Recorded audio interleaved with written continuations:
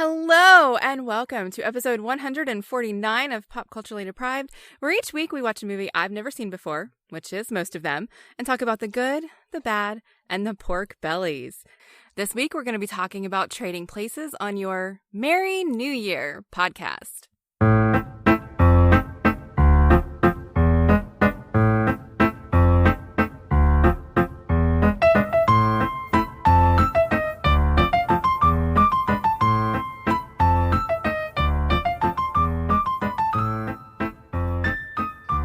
I'm Mandy K, and you can find me on Twitter at Mandy K. And I'm Matthew Vose. You can find me on Twitter at Matthew Vose. Welcome to the last year of the teens. Yes, it is. The last day of the last year. No.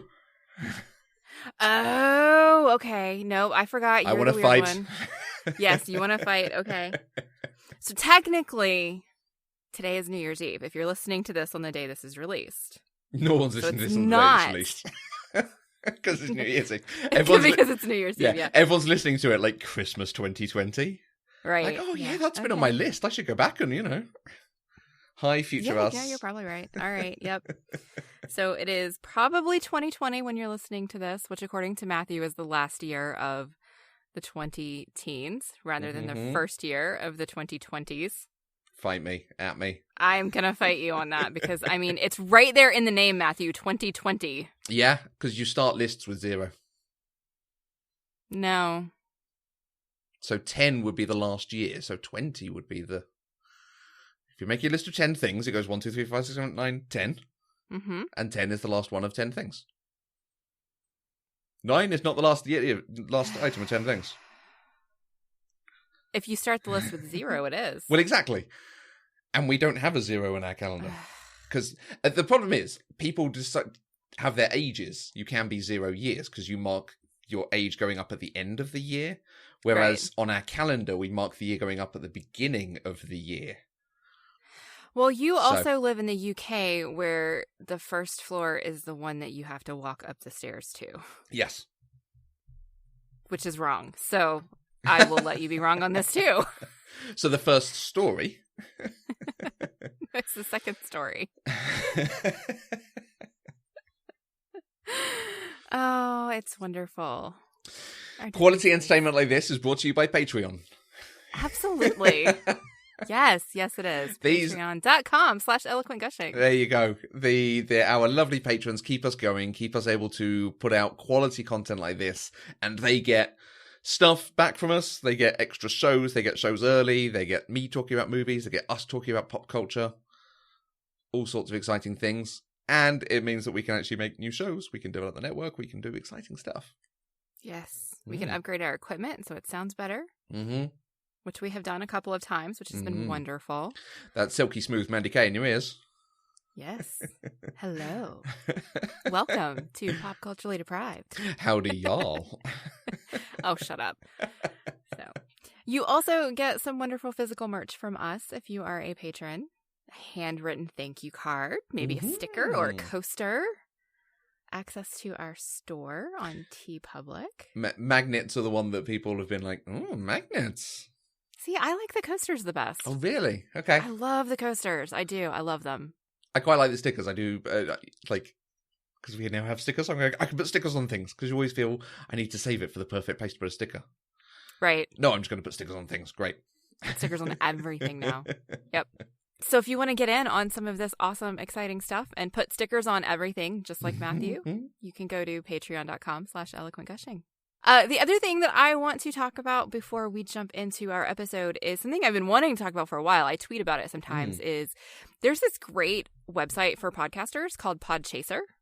And it's not just for podcasters. It's for people who listen to podcasts as well. It's kind of like this giant directory of podcasts. Okay. It's great for discoverability. It's great for finding out what the podcasters that you listen to themselves. Okay. Like I have a list of my top 8 favorite podcasts.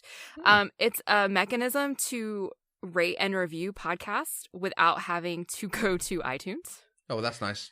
You don't have to do it on a specific app. It is web-based, so you don't have to be on your phone to do it. Podchaser.com. You can look up, assuming that the podcasters that you listen to have actually gone onto this website and have claimed their shows and are on it. You can look up to see, like on my profile, every podcast I've ever guested on, like the episodes are there. Cool. So like all of your podcasting credits can be listed there, all of the podcasts you're involved in. You can rate and review individual episodes. You can list things. You can, like, there's a feed, so you can like follow what other people are doing in the podcast space.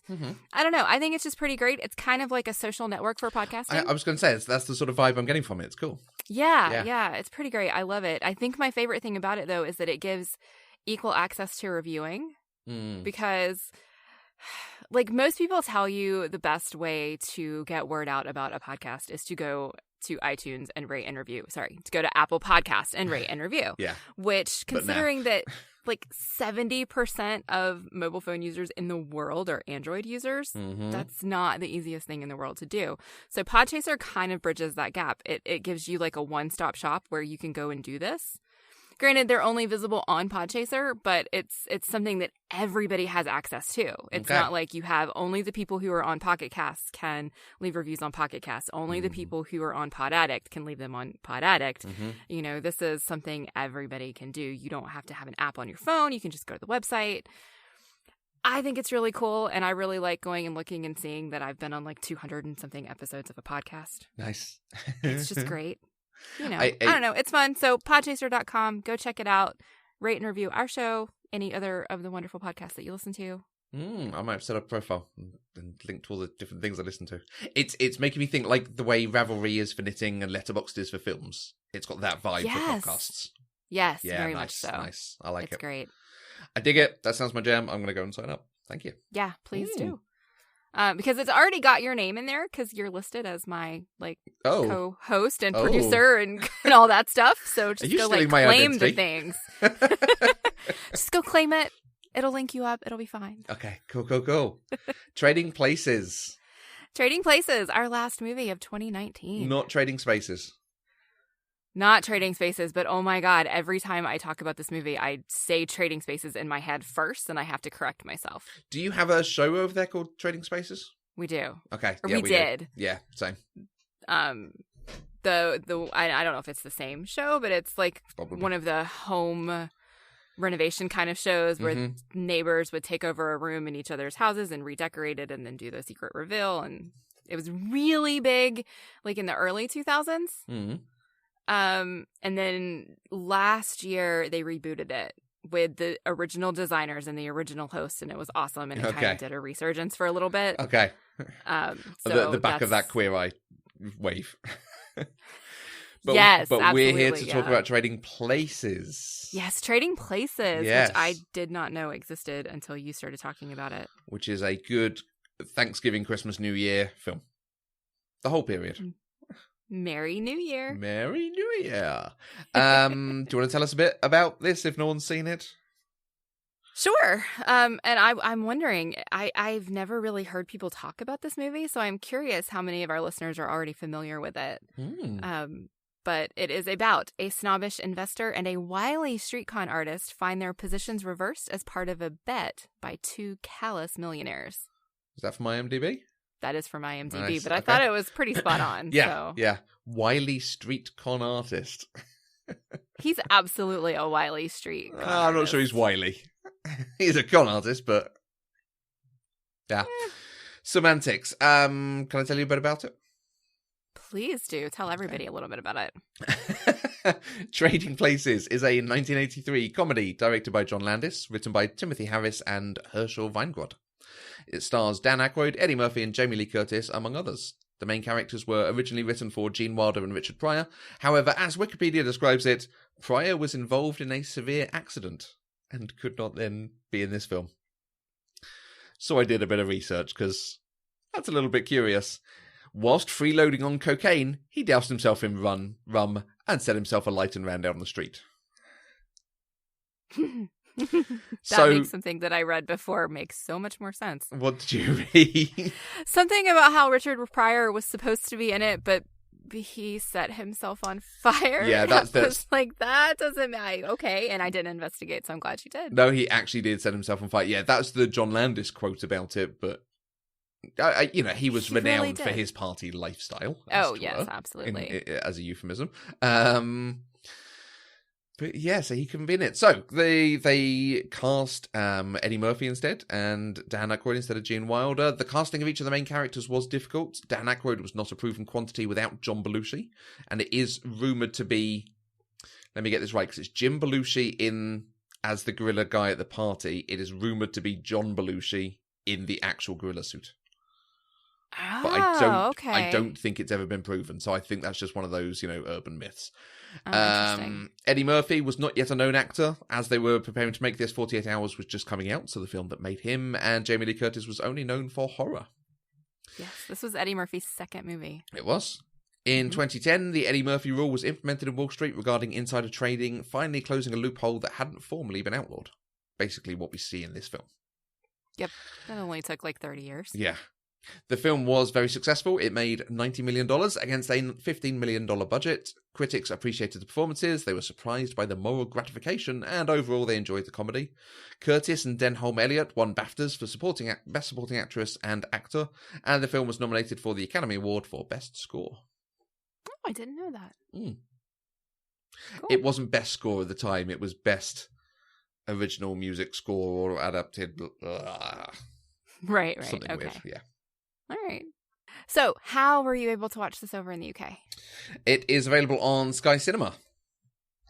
And if you give me a second, I'm going to look and see if it's available on Amazon. No, you can rent it on Amazon, but it is available on Sky Cinema. Which I was very pleased because I did not check. I just assumed. Oh, good. That was lucky. Yeah. Where is it available in the US?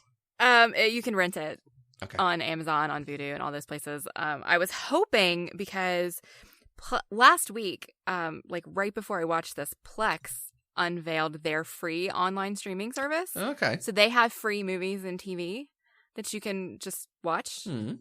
And they have some really great stuff from the 80s, like Footloose is on there, and The Evil Dead is on there. And I was like, it'd be awesome if Trading Places was on there. It's not. No. Of course not. No. I needed to watch it, so it wasn't that lucky. No. Okay. So this, I think, is our first Eddie Murphy. It is our first Eddie Murphy. So I'm interested. Is this because you know Eddie Murphy very well, you've seen all the big hits, or is it just we haven't come to his films yet? What do you know him from?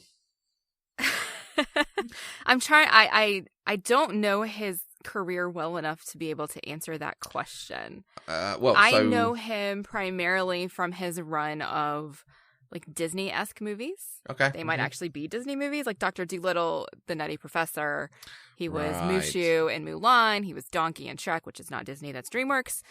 So I kind of know him more for doing children's movies. But I also know that like as a stand-up, he was much more adult. Okay. Mature. But I never really saw that stuff. Okay. Yeah, some of his early stand-up is very good. Yeah. You can see the line from Richard Pryor to him. Okay. But so he did films such as Beverly Hills Cop, Trading Places, Coming to America, obviously 48 Hours we've mentioned. Have you seen any of them? No, I've never heard of 48 Hours. Okay. The two that you mentioned besides this one are both on the list. Oh, is it Coming to America on the list? I think so. Cool. Okay, good. Because I seem to remember that actually being quite good, and there is a sequel coming. I mean... There is. I saw that. Yeah. Yeah. It could absolutely turn out to be a terrible movie. Right. The original that we shouldn't watch, but at least it's on the list. And then suddenly he hits The Nutty Professor and goes into Mulan and Shrek and... Hercules. That's from The Nutty Professor. I have not seen The Nutty Professor. Really? Yeah. It's so good. And Really? he plays like all the characters. Mm. All the characters. Oh, is that the Clumps one? Yes. Ah. Yes.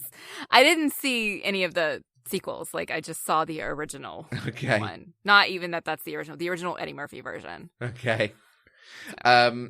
I've talked elsewhere about the podcast Cult Popture, and they talk about Yes. franchises. I think they've done the Nutty Professor franchise. as it were. And they did an episode that was what would the Christmas spin-off for each of our franchises that we've watched be? And so Christmas with the Clumps. Well, yes, they basically did Christmas with the Cranks, but Christmas with the Crumps. Right, yeah, okay. I like it. Okay, so that's interesting. I wasn't sure whether this was... You knew Eddie Murphy very well. This was just one you hadn't seen. This is my first adult Eddie Murphy movie. An adult Eddie Murphy movie. It was an R, I think. There was so much nudity and cussing in this movie, and I did not expect it. I think we're going to talk about it in depth. I think there is a lot of this that is showing what a early mid-80s R-rated comedy was compared to what it would be now. Right. Yeah. Did you enjoy it? I did. Okay. It's problematic in a lot of ways, but Right. I still thought it was really funny, and ultimately the story itself is really good. Yeah. The idea behind it, the way they set up the villains, the way they do everything on it is very good. I think I think the conclusion is really nice. Yeah. It's a really good denouement. And I think like critics were like, actually, yes, this ends up in a good way. But on the way there's just so much stuff you're like, ooh, well, they wouldn't be doing that even a few years later. Ooh, right. Well. There are a few things that this movie absolutely does not need. Like, you could just take them out and it would not affect the movie itself. And then it would be great. Are we still allowed to enjoy a movie if it works despite having a guy in blackface and random nudity and sexy lamps who turn up at the end as the reward for them having done a good job? And gorilla rape. Yep. And constant homophobia. Yeah.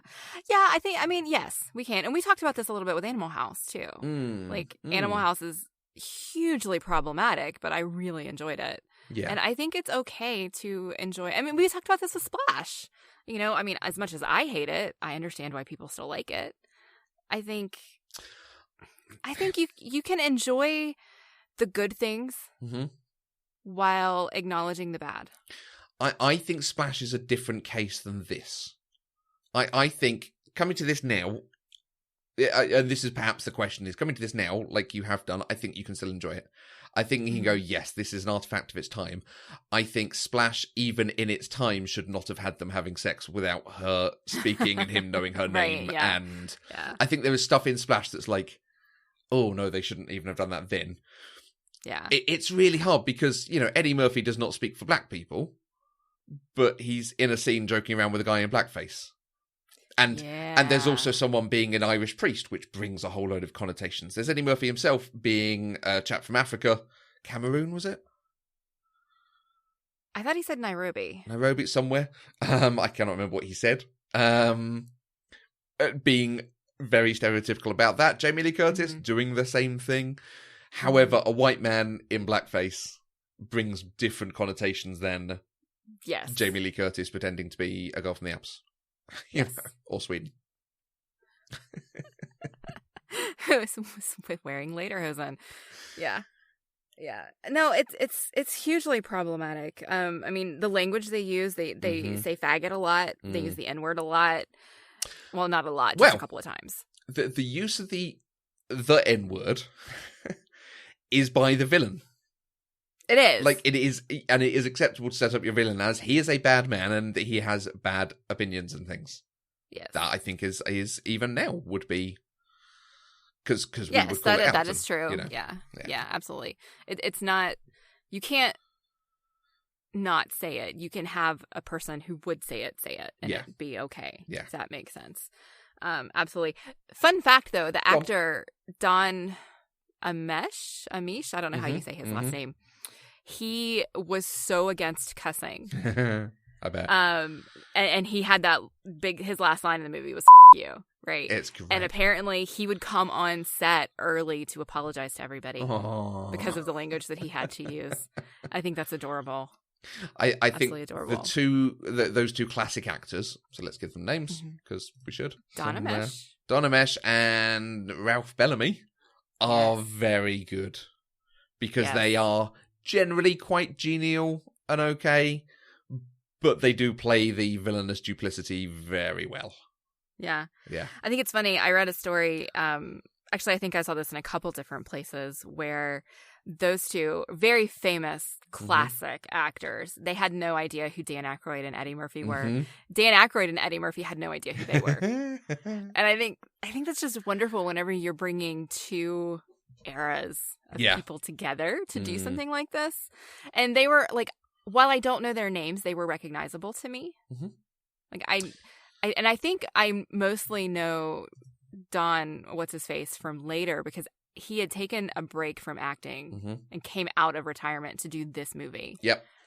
And then went on to win the Academy Award for Cocoon 2 years later. Yeah. Which I think is wonderful. And I actually think that's where I know him from, is Okay. his work after this. Mm-hmm. But I just think that's a great, like, human interest story. Yeah. All these people mushing them together, and they don't know who each other are, but they're all very famous. He was also the voice of Shadow in Homeward Bound: The Incredible Journey. Aww. Yep.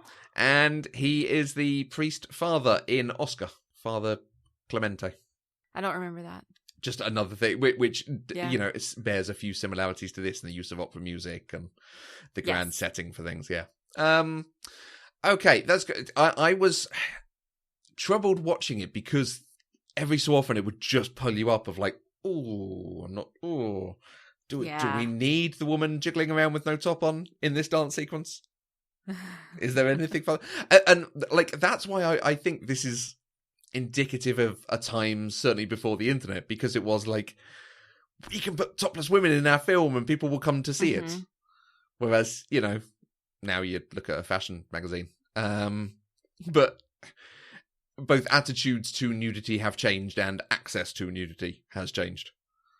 Yes. I don't think you do it in this kind of, it will increase viewership by having naked women in it. Right. I think at this point in time, this was what, 1983? Mm-hmm. This was kind of towards the end of the heyday of Playboy, right? Where it was, Playboy was the place that you went to look at naked women. Yeah. You know, we didn't have access to internet porn. We didn't have satellite and cable channels like we do now. It was a novelty. Like it was still, I don't want to say it was taboo, but it was taboo. And so whenever you had it on the screen, you showcased it and you just did it anywhere that you could. Like Adventures in Babysitting, right? We talked about it then because it was this kids movie and we never actually saw the nudity, but it was referenced so many times how much she looked like the Playboy centerfold. Yeah, which they did nothing with, right? Right, but it's to it's to draw attention to this thing that's almost magical. I hate saying that, but the idea of Playboy and women's nudity at this point, during this era, was fantastical. It was every boy, every man's fantasy. Yeah. People just wanted to see it because they couldn't. They did not have easy access. And, you know, I'm not sure necessarily things have changed in movies, but... It's different now, though, because it's not necessarily done for this level of display. Like this movie, it was purely done for display. We had women take off their tops and dance in a room full of people, and we had Jamie Lee Curtis change her clothes. Several times.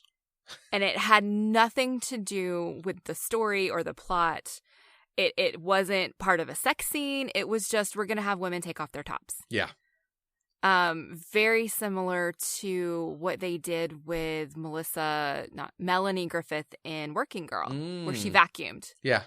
With no top, right? We don't see that level of just blatant display when we see nudity in movies now. Now it's usually at least part of a sex scene or a romance scene or something. It's not just, hey, we're going to put a naked woman right in front of you. Yeah. And sometimes we still get it, like in Game of Thrones and stuff, but it's not quite this novelty. We're going to show you a naked woman. Yeah. Well, I think halfway through Game of Thrones, they went so far with it, everyone else has gone the other way. We talked about this on our Excellent Adventure Patreon podcast, how Watchmen, I don't think has done any female nudity. Watchmen is the successor to Game of Thrones in terms of big prestige TV. Okay. All we've had is men naked so far. And we're 7 episodes in. Like, that is a big change from Game of Thrones. Yeah. Yeah. I mean, Game of Thrones did start doing some male nudity as well, but nowhere near the level. And it was quick. And it wasn't lingering. Yeah, the female nudity was also, like you say, not relevant, not necessary. Right, it was just naked women walking around. And in this, it was the nudity as a draw for people. And they clearly wanted to make this a an R-rated comedy, rather than pitching at, I want to say PG-13. Is that the next one down? Yep. Because PG-13, you couldn't have had half of that stuff. But also the viewerships at that level weren't the same. I think now they might have pitched at PG-13 and taken out some of the swearing and some of the nudity, probably. Because there are so many kids and teens who go to the movies. Right. And would go and see a film like this.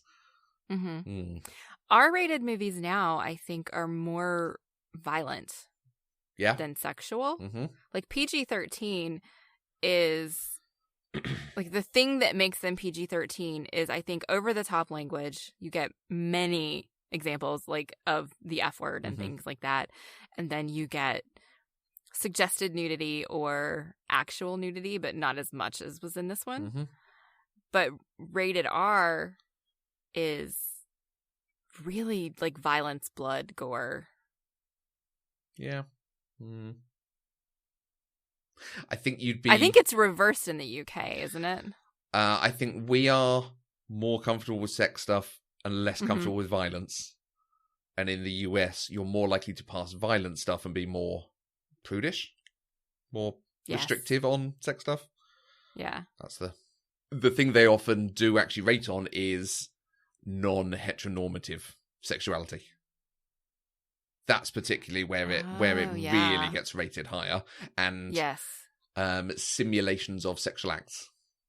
You know, the BBFC, who do all the ratings over here, they do a podcast, and they talk about how they rate at the different levels. And I can't remember the exact phrase, but it's something like the mechanical elements of a sex act, whatever it might be, are the things that will change the rating. So the example was Black Swan, the bit where Mila Kunis goes down on Natalie Portman and comes back up and starts wiping her face off, was too far for them.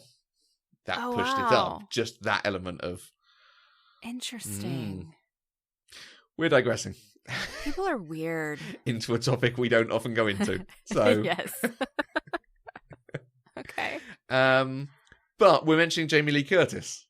I find her, compared to the other women in the film, very interesting, because you're right, she does have moments of abstract nudity. Nudity where, yes, she's getting changed, she doesn't need to, and going around her little tanga brief things. And then taking her clothes off to warm him up. Right, yeah, that one didn't make any sense. But I don't think she got this role necessarily because she will take her top off. I think they cast Jamie Lee Curtis. I think she comes across as someone much more capable in that character than I think some of the other parts we're seeing are, hey, will you take your top off and dance around? Great, you're in the film. And they're not looking for anything more from them. I think, obviously she's a main character and so on, but she's another one. And, I think we've talked about her being similar to like a Carrie Fisher, a Sigourney Weaver. Yes. Their quality comes across in the parts they play. And I think she does very well. She does. I think, though, I've never seen her not be a fantastic actress, and so it's hard for me to rate her. Yeah. It's hard for me to say, oh, that was such a wonderful performance, because she was just being Jamie Lee Curtis. Yeah. Like, she gave me what I expected from Jamie Lee Curtis. Absolutely. Stamp of quality. Yes. Yeah. No, that's good. I think that's the exact right thing, because yes, when you go and see her in a film, you're like, oh, okay, this is going to be good. Yes. And I think that comes across for a part that could just be a bit of a nothing part. Because she doesn't really get to do much. Right. I think. But what she does get to do, she's really good. The romance aspect between her and Dan Aykroyd, I think, was forced. Oh, okay. And not earned. I mean, I kind of enjoy that he ended up with her instead of Muffy or whatever her name was. Penelope. That was her name, Penelope. But we didn't see enough of them together. You know, it kind of came across as if he ended up with her because she was a sexy, sexy prostitute who was willing to take her clothes off. And that's all. So that's why he's into her. Yeah. Okay. Yeah. They didn't give us a reason to think otherwise. Yeah, I think you're right on that way, but I can see why she's into him, because he actually, you know, at the beginning he disdains her, but he does appreciate her help, and he is a good person. You know, yes. He has a journey on this film to learn that class is not a thing and so on. And I think I can see her being into him because of he actually kind of respects her and appreciates her help, not just because of her looks. Okay, fair enough. There's a movie that I watched recently, possibly we watched recently, that had a very similar kind of feel to it, where there was a woman who really had nothing to do with the character, but she came along to help him. And they ended up together in the end, and we got to see more of it, though. We got to see their relationship grow through her helping him. I've seen this kind of thing done better, and this movie could have done it better for me to buy the romance that they fed us at the end. Okay. Yeah, you're right. There is an aspect of it. It's the guy and the girl who were together. And especially because at the end, you see the butler and Billy Ray Valentine on the beach with... I don't even know the phrase. I'm gonna use the phrase race appropriate women. Except it's just another one of those things of like, why does he have to be with a black woman? Why does he have to need to be with a white woman just because he's black and he's white? Mm-hmm. It's just this matching thing they're doing, and possibly age and inappropriate women. Okay. I mean the ending of it. Okay, let's flick to the ending a bit. I think I agree with you on the romance. I can see why she's into him. He's into her because the way she looks, maybe, but I think he does treat her okay. However, the ending. This film tries to do a thing about class. Like, the opening shows you all the shots of Philadelphia. Which I loved that you were saying New York.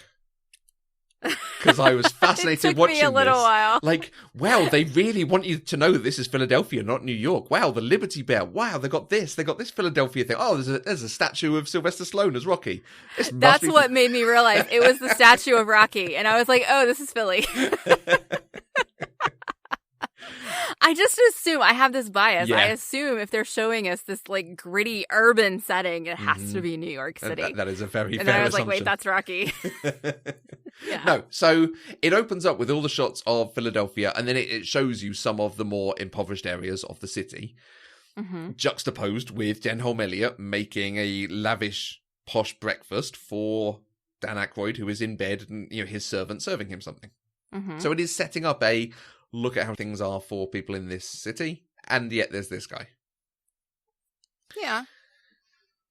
And we've got servants throughout. We've got Billy Ray Valentine not being sure how he can treat people and not being totally comfortable with it, perhaps.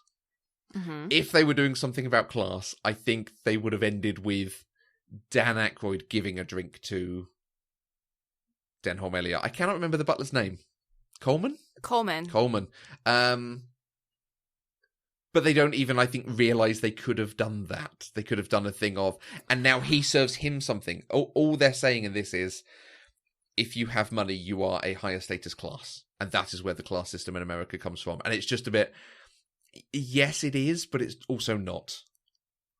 I see what you're saying, but I actually liked that shot because I liked Coleman having a butler. I liked that transition. I think that made me happy to see him finally get to experience what he had been giving his whole life, right? And we would have lost that had it been Dan Aykroyd giving him the drink.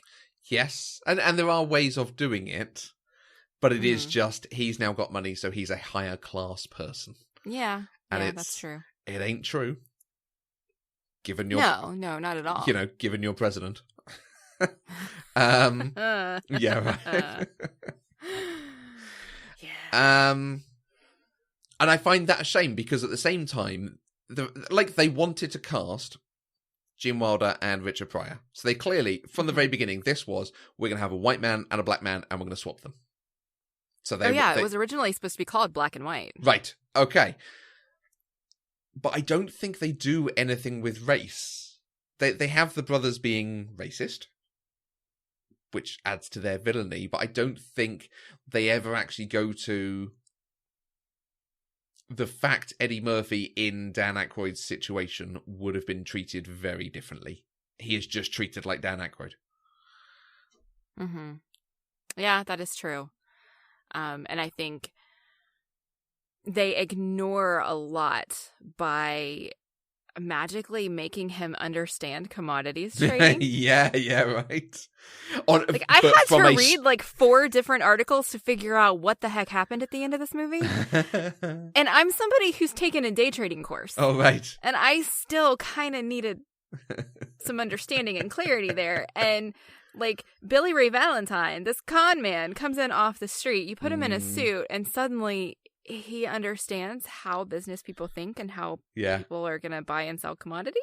But he understands it from a street level. It's true. This guy worrying about is his Christmas going to come in and all of this thing. It's okay, but that's one case. We're talking about all the sellers of this thing. Yeah.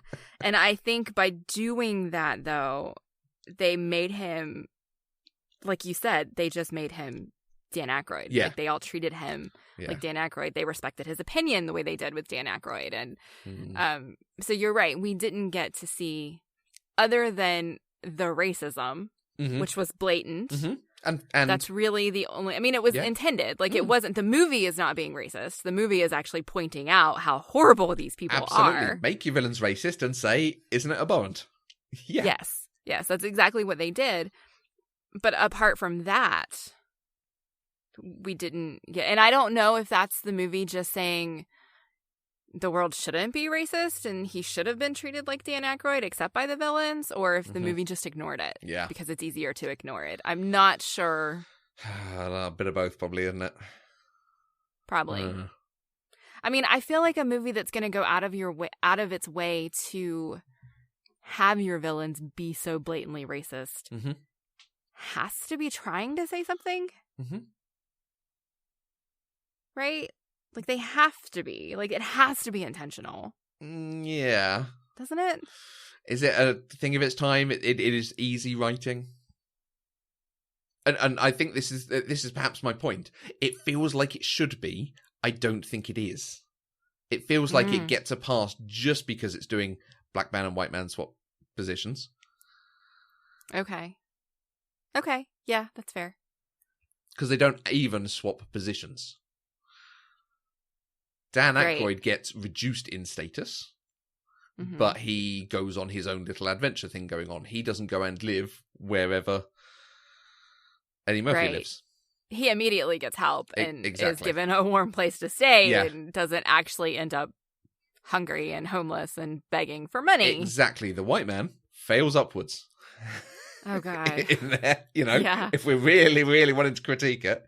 And I don't think it's necessarily doing that. This is the point of, and this is perhaps coming back round to the Jamie Lee Curtis thing, she's a prostitute with a heart of gold. It's heart with a heart. Exactly. But, she does feel sorry for him. She does help him out because he is not such a bad guy. Yeah. He is just, and this is where they could have even lent into even more into he's a product of his environment, and his environment is racist, awful people. And once he's out of that environment, he's a better person. They don't make that point. That point is not part of this film. I think it just happens to be. It could have been, though, because they spent so much time setting up this whole nature versus nurture thing. Yeah. The whole premise of the bet is it's environment that matters. Yeah. And so they could have done a little bit more with that. Yeah. And if they were doing it, they would have turned Eddie Murphy more awful. I think he just about goes there with the bit when he gets Winthorpe thrown out, but not really. He is still himself. Yeah. Can I ask you a question about this as a comedy? Okay. I find it hard watching some of these comedies from the 80s and things, partially because some of the stuff we're talking about, but also I've seen them a number of times. Like, I'm fairly sure I saw this a few times in my teens. I've definitely seen it since. It's just one of those Christmas films that's always on. So I kind of don't laugh at it anymore. I can see where things are funny, but I'm not sure if I'm just hoping they're funny and they never were. Was it funny? Okay. Were there things that you laughed at? Not even like favourite moments, but did you find it a funny comedy? I think so. I laughed. I enjoyed it. Okay. Like, I can't... I'm looking through my notes to see, like, most of my notes are talking about, like, the story or the problematic bits. So I'm not... I don't know the answer to that. I know I enjoyed it.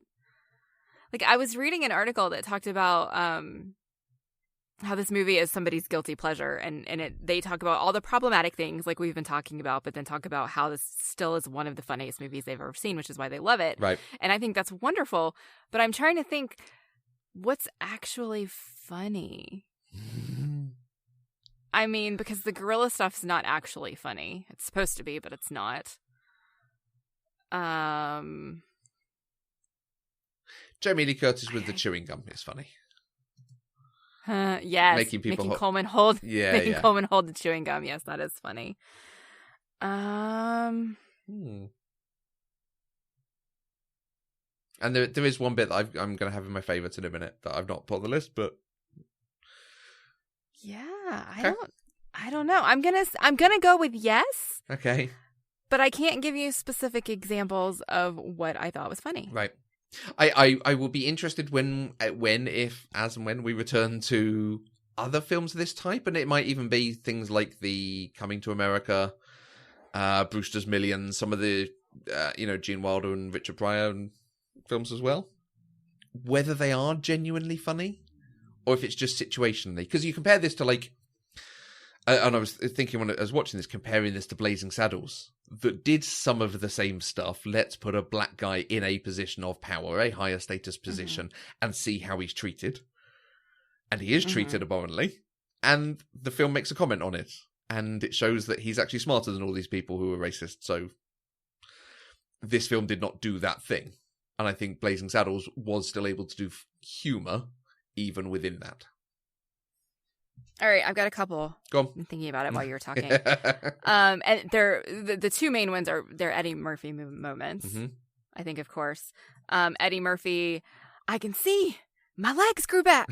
That whole thing, and the cops are just watching him. Yeah, and that was hilarious. The fact they lift him up and he stays with his legs curled up for as long as he can, and you can see him be like, "Well, the jig's up." Yep. No, that was great. And then he just keeps walking away. Yeah. And then when he's in jail with the kung fu, karate, yeah, that's funny. Right, that's genuinely funny. With Giancarlo Esposito. Yes. A little cameo. And that's him doing his shtick. But I do like that you got these big dudes who then, they do return later, and we then have a thing with them as well. It's quite a nice, they kind of set some of this up. It's cool. Yeah. Nice. Okay. Do you have other favorite things? There's an interesting fourth wall break in this movie. I don't know if you noticed it. You're a fourth wall guy. You probably did. Is that one of your favorites? My favorite thing. That is the thing that actually, when I think back at this, the point of, and I think there's two of them. Well, okay, so I read something where somebody referenced one that I didn't pick up on as a fourth wall break, but the one specifically where the Mortimer is talking to Billy Ray about the commodities and the bacon, and he says, like, you might find in a bacon, lettuce, and tomato sandwich, and Eddie Murphy's just like, really? And he stares at the camera. The setup for that is very good. That he works through each of them, and he says, and pork bellies that we use to make bacon that you might find. Like, it's not even just that you make bacon. It's like he has to explain to him what bacon is. That it's then in a bacon, lettuce, and tomato sandwich. And the fact that Eddie Murphy nods at him, Like, okay, and then looks at us like, this guy thinks I'm the worst. No, it was nice. I mean, it was a nice moment, but it felt a little out of place because it's the only time they did that. I think there's one earlier when they're first giving him stuff in the car. And I can't remember what the line is. Oh, is it the moment where he says, "Is there a lawyer in the house?" And all the lawyers in the room are like, rhubarb. Maybe. No, there definitely was another one. It doesn't matter. Yeah, I do love a good fourth wall break, and that is a very good one. Yeah. Because he doesn't ham it up. Again, it's a little bit like the one in Oscar. It's just a turn to camera and be like, see what I'm dealing with here? Yeah. I'll take it. So, do you have favourite moments from this? Is there stuff we've not covered? Yeah, I think... and I don't know why this is one of my favorite moments. This was actually genuinely funny to me, too. After it kind of starts going a little bit dark and Dan Aykroyd has the gun and he's threatened to shoot everybody at the Christmas party. When he decides to leave, he just holds the gun straight up in the air, runs out of the room, screaming at the top of his lungs, like, "I am crazy! Get out of my way!" That was just funny to me. I really liked it. It's weird, but it's great. Yeah. And then he does the bum Santa very well. Just, grimacing. Although I don't understand the whole stealing food thing, because he had not hit that rock bottom because he was staying with Jamie Lee Curtis, who was feeding him. Right? Like, he didn't need to steal that whole salmon, shove it in his Santa suit, and then start eating it on the subway. Through his beard. Through his beard, right? Like, I think it was just supposed to be funny, like gross funny. Yeah, and it is. Because it is like, wait, that's a whole salmon. There's a whole salmon, yeah. And it looks really disgusting. Yes, it does. Yeah. And, then I really liked the way it ended. Like, I wanted Randolph and Mortimer to get their comeuppance. I wanted them to lose everything. And because, it was a throwaway line, but this is not the first time they've done this. Mm-hmm. They were like, well, we've done it before. Like, what? These people are true evil. True evil. So I liked the ending. They lost all their money, and our folks got a lot of money. They got a lot of money. To live out happily ever after. Yeah. It's nice. It is. It does give you an ending that is very satisfying. It is. Even though it's on a trading floor. Yes. Yeah. And illegal now. It wasn't illegal then, but illegal now. So, yeah. Nice. What about you? The fourth wall break. Yeah, absolutely. Awesome moment. There is a point. And in some ways, this is the sort of joke you shouldn't do about, there's elements of homophobia. There's the ridiculousness of the whole prison rape jokes. Mm-hmm. But the way Dan Aykroyd delivers the line, "Those men wanted to have sex with me."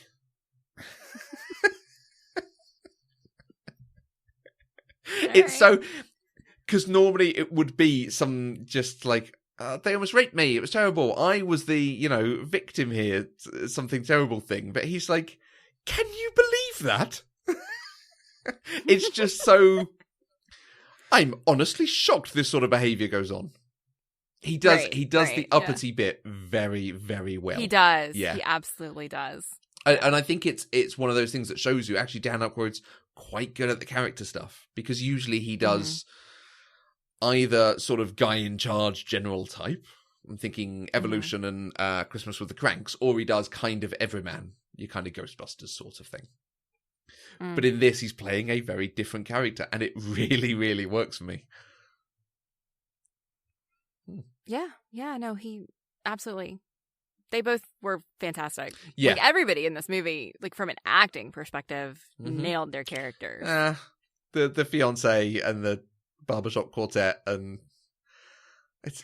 No, I think they nailed their characters, oh, really? though, honestly. I think they were meant to be over the top. I think they were meant to be portrayed that way. Like, to be utterly ridiculous. That's fair. Kind of showing how that lifestyle is ridiculous. Mm-hmm.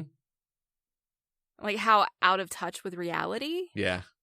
you may be if you are in this circle, and kind of showing how that's where Dan Aykroyd started. And by the end, he's kind of stepped away from some of that. I liked it. It is nicely done. Yes. All right. Is there anything else that we need to discuss about Trading Places? Okay. I was going to ask you, what actually happens at the end? And it sounds like you can tell me. What actually happens at the end? Okay. With the trading. Yeah. Frozen concentrated orange juice is a commodity. It's actually a real commodity. I did not know that either. Okay. So basically what happens is the Dukes were trying to get insider information from the government. They wanted the report from the Department of Agriculture to see what the orange crop was going to be like. Because if the orange crop was going to be good, then prices would likely drop because demand would stay relatively the same. Okay. If the crop was going to be bad, then the price would skyrocket because supply and demand, there's not enough for everybody. So Dan Aykroyd and Eddie Murphy got the report and gave the wrong information to the Dukes, making the Dukes think the crop was going to be bad. Yeah. So they wanted to buy all of the orange juice before the report came out. So they would be buying it super low. Okay. And it would get more expensive. Okay. And it would get more expensive, and then they could sell really high. So instead, what happened was, they did do that. Their guy went out and was like buying super low. And then Dan Aykroyd, he waited. So he had this line, like he was telling Eddie Murphy, wait, not yet. And it hits a particular point, and he shouts out, sell in April X number of contracts at $1.42 or whatever. And so basically what he's doing at that point is he's saying that in April he is going to have this many contracts of orange juice to sell at this price. And so everybody just starts buying from them. Okay. And so then the report comes out and the crop is good, and everybody realizes we just bought all this stuff. We need to dump it immediately. And the price drops and drops and drops. And so then Eddie Murphy and what's-his-face decide to buy it all back. And so they end up buying low and selling high, but they did it in reverse. Okay. So they sold high and then they bought low. Okay. Because they're buying futures. Okay. You still look really confused. Where do they get the contracts for the orange juice from? Are they selling on behalf of other people? Is that the point?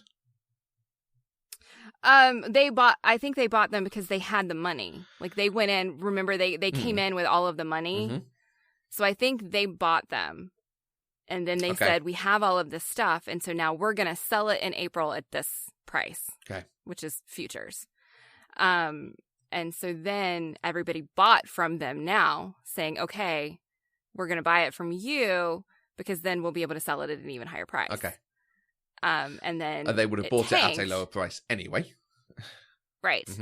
So they did. It's kind of like, it's called short selling, where you buy things like right now, if you're day trading, like today, you can buy stock at like $10 if you think it's going to tank. So really what you do is you are borrowing against it. Okay. And so you kind of, you sell something that you don't have at high, and you're kind of getting a loan from your broker to do it. Okay. So and then it tanks and you make even more money, and so you pay your broker back and then you get the difference. Yeah. That's called short selling, and that's what they're doing. Why do they make the price tank in that way? Surely at that point they've been able to sell it as the price was going up, so they've made money. They then... Because they made even more money. Well, because their primary goal wasn't to make money. Their primary goal was to bankrupt the Dukes. Oh, of course. Yeah. Okay. So they're working. That's why they had the line of they made the bet of trying to get rich while also taking all of their money. Got it. Yes. Yeah. That's what they did with this scheme. Thank you. So I'm not super articulate at these like financial things. So there are probably people listening who were like, she got that wrong the way I said it. But it all makes sense in my head because I read about it. It would make this a good learning opportunity for someone to tell us what we don't know. Yes. So basically, the short end of it is they essentially did a short sell where they bought high. No, they sold high and bought low. Okay. And ended up with even more of the stuff that they could then sell at whatever price. And right, because they made the Dukes buy high and sell low. Yeah. Yeah. Okay, thank you. All right. Well, if you would like to join the conversation and tell me how I could have better explained all of that financial stuff to Matthew, you can use the hashtag PCDeprived on Twitter. You can find us on Twitter, Facebook, and Instagram at Eloquent Gushing. You can send an email to podcast@eloquentgushing.com, or you can leave us a wonderful voice message at speakpipe.com/eloquentgushing. As we said up top, we are completely funded through Patreon by our amazing listeners. Anything that you can give, even $1 a month, you get access to bonus shows, early shows, physical merch, discounts off our merch store, and you help us. You help us support the network, upgrade our equipment, and release new shows. If you want to find out more, you can go to patreon.com/eloquentgushing. And we'll be back next week with another episode where we're going to talk about some other movie. So until then, I am Mandy Kay. And maybe I'll go to the movies by myself. $5 whole. Half of that is for me. Right. Pop Culturally Deprived is an Eloquent Gushing production. For more information, go to eloquentgushing.com or find us on Twitter @eloquentgushing. All right, trading places. I am going to open this with Happy New Year, even though this is coming out on New Year's Eve. Oh, I thought that was why you put the Merry New Year in. Oh, well, no, I just liked it. Okay. That's part of why I did that. But okay, I can wait. No, you do. No.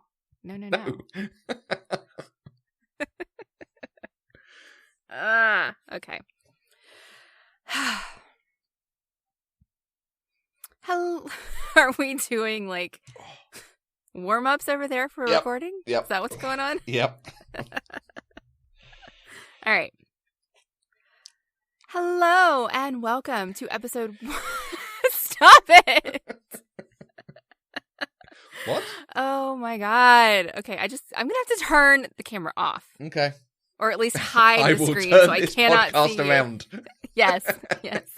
Stop making me laugh. Oh my god. Yeah, I don't think that's gonna work either. All right, take 5, however many this is. Hello and welcome to episode 149 of Pop Culturally Deprived, where each week we watch a movie I've never seen before, which is most of them, and talk about the good, the bad, and the pork bellies. This week we're going to be talking...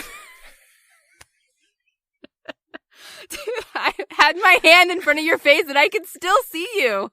Because all I can see is like your little finger just in front of the camera. Oh, man. Okay. You are going to have so much fun editing this, and God, you're probably going to leave it all in. And talk about the good, the bad, and the pork bellies. This week, we're going to be talking about trading places on your Merry New Year podcast.